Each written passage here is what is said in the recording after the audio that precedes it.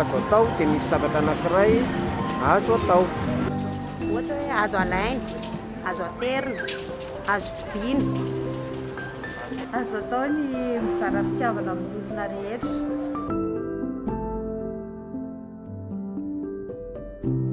Hoe afaka manao an'izao ve ianao, zany hoe misy service tadiavana amiko, afaka ataonao ve zany hoe misy misy asa, misy action zany ao. Afaka misafidy izay tana tianao ianao ato.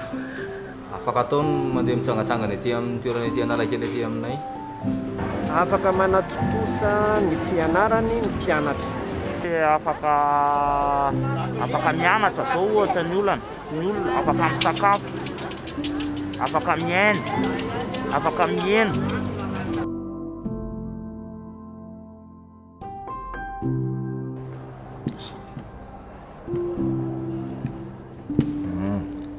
Etany hoe azo atao.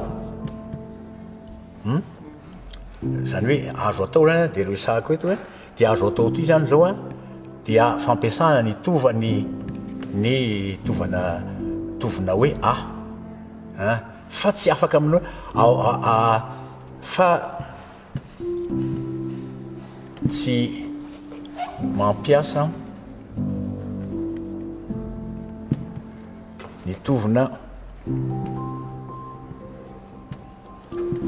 m na mi na ma na man. Io ny anankiray zava-tsy io azo atao zany dia tiandreo hoe afaka ny afaka indray ty afaka ty indray zany miaraka mitovina m ihany koa na mia na ma na man.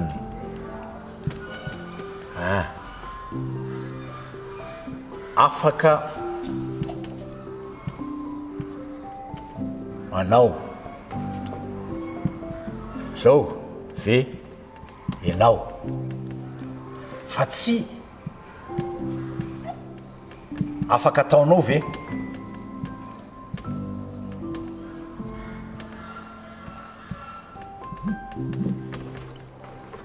Ireo zany teny fatosoana matetika mpitranga koa matetika ilay fampiasana ny teny hoe azo sy afaka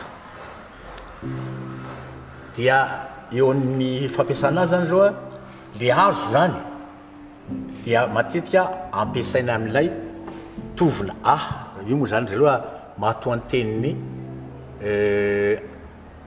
atao zany takany hoe azo atao, azo afindra, azo na le fototeny hoe azo everina zany na hoe azo lazaina zany hoe ty zany ao ny azo zany dia na manomboka ny na matoanteny fototeny no ampiasaina fa tsy taka zany kosa ndray ny afaka ndray tsy maintsy miaraka amin'ny matoanteny zay misy tovina m na mi na ma na man zany hoe matoanteny mpanao zany ka le fiteny hoe afaka manao zao ve ianao nefa mahazatra ny ankizy ary mandiso mihitsy hoe afaka ataonao ve ty, afaka averinao ve zany, diso zany fa hoe afaka manao zao ve ianao, afaka mamerina an'izany ve ianao fa tsy hoe afaka averinao ve zany, diso.